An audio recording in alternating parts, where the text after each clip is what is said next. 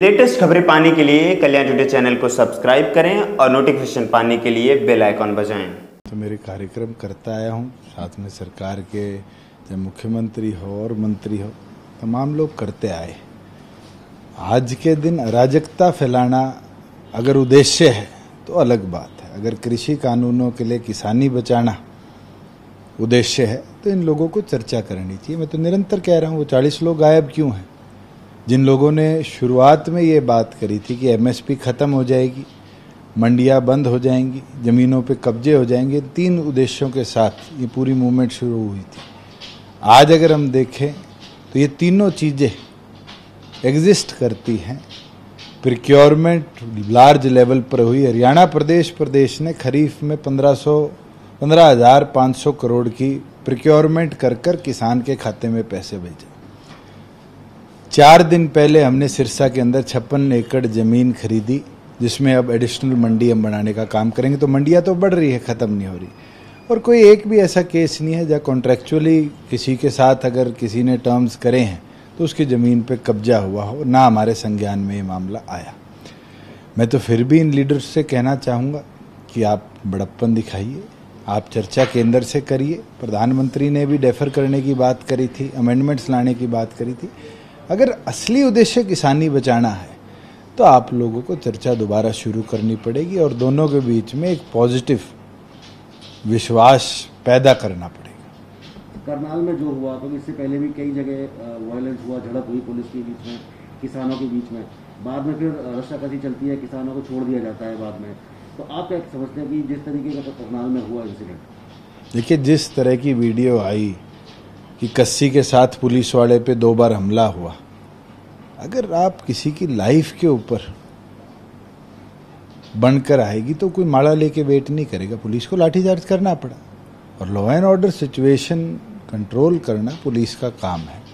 हमने तो 9 महीने में निरंतर ये प्रयास किया है कि कोई भी ऐसा एक्सेसिव फोर्स का यूटिलाइजेशन ना हो जहाँ किसी के चोट आए। हमारे डिप्टी स्पीकर की गाड़ी तोड़ी गई, तब भी कोई गतिविधि नहीं हुई। हमारे टोहाना एमएलए की गाड़ी तोड़ी गई, तब भी हमने कोई एक्शन नहीं लिया। पीछे एमएलए बरवाड़ा अपनी बेटी के साथ ट्रैवल कर रहे थे, उनके साथ दुर्व्यवहार किया, तब भी हमने कोई ऐसी कदम नहीं उठाया। मगर आंदोलन की आड़ में और अगर अराजकता फैलाई जा रही है तो इसको सहन नहीं किया जाएगा और जरूरत पड़ेगी तो फिर व्यवस्था खराब करने वालों के खिलाफ सख्त कार्रवाई हम करेंगे। तो जो वीडियो की बहुत चर्चा हुई, वीडियो वायरल हुआ एसडीएम साहब का, मैंने उस पर परसों भी कहा था, आज भी कहता हूँ, शब्दावली गलत थी। उसके ओथ के अंदर साफ तौर पर लिखा हुआ है कि हाई एथिकल स्टैंडर्ड एक ऑफिसर मेंटेन करेगा। हमने रिप्लाई सॉर्ट किया है, रिप्लाई आने के बाद जो एक्शन सरकार लेगी वो लेगी। सर आगे आप किस तरह देखते हैं, क्योंकि इतना कुछ हो गया है, आगे भी उम्मीद अभी कमी नजर आ रही है? देखिए, 9 महीने हो गए, अंत इसका जब ही होगा जब चर्चा होगी, या फिर अंत आगे 2 स्टेट के चुनाव हैं, जिन स्टेट्स के लीडर्स ने इस मूवमेंट को चला रखी है, उनकी सोच भी सामने आ जाएगी। तो सीएम साहब ने कल कहा एक प्रेस कॉन्फ्रेंस में कि कैप्टन अमरिंदर इंस्टिगेट कर रहे हैं फार्मर्स को। मैं तो कैप्टन अमरिंदर जी और भूपेंद्र हुड्डा ही नहीं, ये परिभाषा इंस्टिगेशन की तो के मुंह से आ गई थी जब सिद्धू जी ने ओथ ली थी कि जो अमरिंदर सिंह ने किया वो कोई नहीं कर सकता था। और ये दर्शा दिया कि पंजाब कांग्रेस, हरियाणा कांग्रेस और देश की कांग्रेस ने मिलकर पीछे से इस आंदोलन को सपोर्ट दिया और देश के अंदर माहौल खराब हो उसके लिए कदम उठाए। फिर भी हरियाणा सरकार ने पीसफुली जितने लोग आए उनको आज भी बॉर्डर पर कोई डिस्ट्रिक्ट एडमिनिस्ट्रेशन की तरफ से चीज़ चाहिए होती है, हम उपलब्ध कराते हैं। इनने हमारे कई टोल्स बंद कर रखे, वहाँ भी हमने कहीं बल प्रयोग करा नहीं है।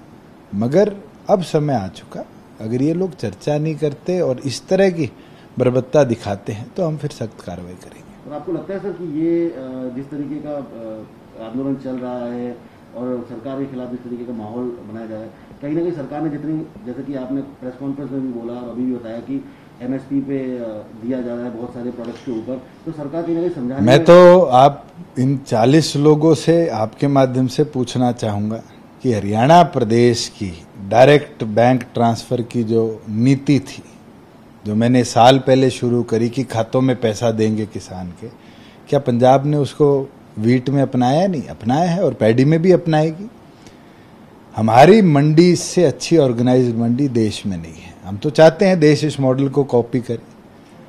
खुद पंजाब कांग्रेस अध्यक्ष सिद्धू जी ने कहा कि हरियाणा गन्ने के दाम जो देता है वो ऐतिहासिक है, और पंजाब ने 2 दिन बाद उसको रेप्लिकेट किया।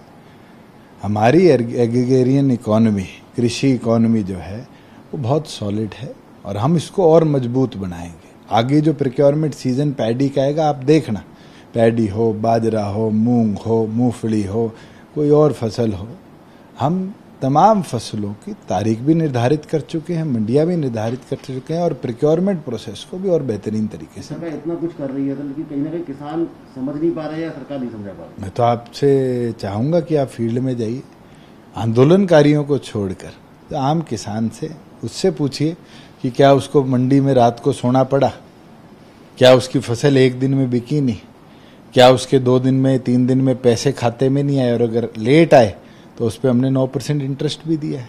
तो लगातार सर अब सरकार के जो प्रोग्राम का विरोध हो रहा है वो लगातार चलते रहेंगे प्रोग्राम। देखिए, विरोध तो विपक्ष का खुद का कार्य रहा है। हम विपक्ष में होते थे, हम भी तो विरोध करते थे। ये तो विपक्ष और सत्ता के बीच में हमेशा लड़ाई चलती रहती है, मगर हमारा काम प्रदेश को प्रगति के पथ पर ले जाना है और उसके लिए प्रदेश सरकार ने जितने भी कदम उठाए हैं, चाहे वो रेवेन्यू कलेक्शन के हों, चाहे हमारे प्रॉपर्टी डिस्प्यूट रिड्रेसल के हो, चाहे स्वामित्व के माध्यम से डिजिटलाइजेशन ऑफ लैंड रिकॉर्ड के साथ साथ 3D मैपिंग हो, ये तमाम ऐसे कदम हैं जिसको हरियाणा के बाद प्रधानमंत्री ने पूरे देश में इम्प्लीमेंट कराया है। और मैं तो ये मानता हूँ, वन नेशन वन कार्ड से जो राशन वितरण में आज लगभग 17,000 लोग दूसरे प्रदेशों के हमारे प्रदेश में आकर राशन लेते हैं, ये भी देश के अंदर एक ऐतिहासिक कदम है। Sir, land acquisition bill pay Hooda साहब आज गवर्नर साहब से मिलने वाले थे, हालांकि किसी कारणवश आज नहीं मिल पा रहे हैं। तो सर आपके क्या लगता है? देखिए, विधानसभा में उस पर खुल के चर्चा हुई। जिस तरह का भ्रम उनने फैलाया था, मैंने उसका भी जवाब दिया। मिलना है, उनका अधिकार है, लीडर ऑफ ऑपोजिशन है, वो किसी से भी मिल सकते हैं। एक आखिरी सवाल सर, सीएम साहब ने कल कहा कि लव जिहाद के बारे में कानून स्टडी पूरी की जा चुकी है, कानून कभी भी लाया जा सकता है या ऑर्डिनेंस जरूरत होगी तो ऑर्डिनेंस भी लाया जाएगा। देखिए, अगर कोई इस तरह के शब्दावली वाला कानून की बात होगी लव जिहाद की, तो मैंने पहले कहा है इसके ऊपर हम चर्चा करेंगे। मगर यस, फोर्सफुल रिलीजन ट्रांसफॉर्मेशन के ऊपर चर्चा होगी, चाहे वो मुस्लिम को हिंदू बनाने की हो, हिंदू को क्रिश्चियन बनाने की हो, क्रिश्चियन को सिख